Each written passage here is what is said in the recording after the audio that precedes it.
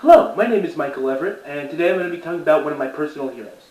Now, I know it might be a little cliche, and probably many people would say this, but I want to talk about my dad as my personal hero. Now, my dad, from a young age, was a hard worker. He worked on a farm for probably less than what was legal for a majority of his earlier youth, and then went on to work in a small retail store at the age of 15, where he was earning a good bit of money and inflow, mostly due to the fact because his father wasn't really in the picture, and the father figures that weren't really the best. So he was constantly seeking after approval, and also the desire to help his mom and his sister.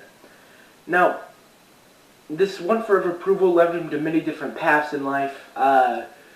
He was a straight A student. He was a hard worker. He was captain of the wrestling team. He was also a very prominent churchgoer. So there's a lot of stuff in his life where he was very much seeking after approval. That's the reason he did it. Now, because of this, it gave him a very hard working ethic, as he loved the approval of his supervisor telling him that he was doing amazing and doing great. So when he began to work in retail, it was no surprise that he began to rise up in the retail industry, managing a Ingles and a Piggly Wiggly and then even a Target. Now, at the time of the Target, it looked as though he was going to be able to manage the Target and then go to be a operator or a owner of that Target. Now, that was a very big deal and could make his career, and where he would not ever have to look for another job again, and where he could just kind of sit at that Target. And he was very, very close. However, one day he climbed a shelf and set some roofing back that was about to fall on someone. And so because of this, people were applauding him and saying that he was great because he was a servant leader, and he was willing to risk his own safety in order to help someone else.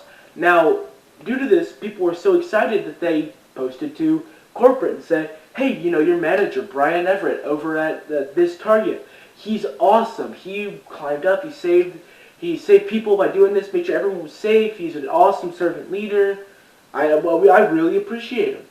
And because of this, corporate said, well, he's not supposed to climb the shelving.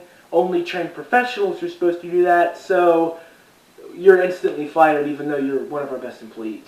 And because of this, he had to search for another job. It took him forever. I remember it being a very scary time personally for our family, because it took him a very long time to find a job. Not due to the fact that he wasn't looking, due to the fact that he did not quite have his college degree, because he had to drop out due to financial circumstances.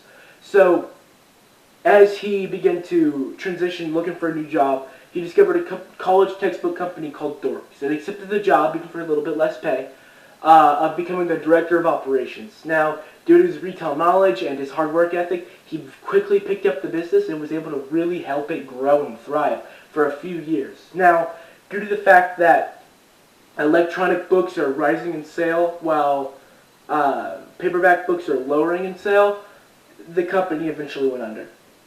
And while it was becoming under, my dad began to look for another job. He eventually found a job as a sales forecasting manager at Kings Hawaiian. They wanted someone with a college degree and experience in retail. And my dad said, well, I don't have a college degree, but I can get one. And I have lots of years of experience in retail. And I'm very smart, and I can figure this out. Please give me a chance. Let me try. And due to this, he was able to get a position as a temp, and then eventually a position as the sales forecasting manager. And he's even now still moving up in the company and growing.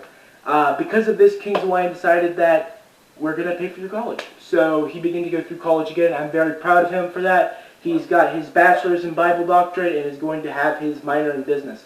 He is an incredibly intelligent person, and he is using the parts and pieces of his life that were broken to make himself a better person.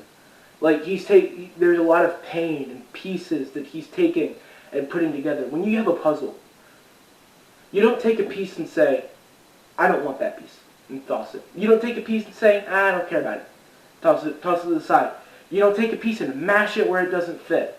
If you want to complete a puzzle to make a beautiful masterpiece, you use every piece you're given to its fullest extent and correctly. That's what I believe my dad has done. It's not that he was lucky. It's not that he was able to eventually get to this position.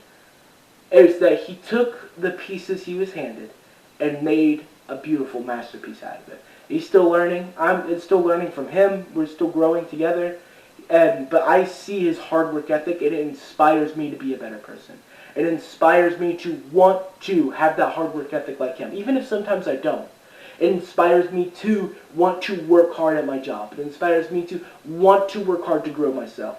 It inspires me to want to take the pieces, the broken pieces of my life, and put them together to make something beautiful. And that is what I believe the story of my dad is all about. It is about taking broken pieces and putting them back together to make something complete, to make something whole. It applies to everyone, even if you don't have the same background as him, even if you are more unfortunate than him, even if you're more fortunate than him. We all have broken pieces that we need to take and make something beautiful out of. Thank you for listening. My name is Michael Everett, and I very much appreciate your time as I have this speech. All right, y'all have a great day.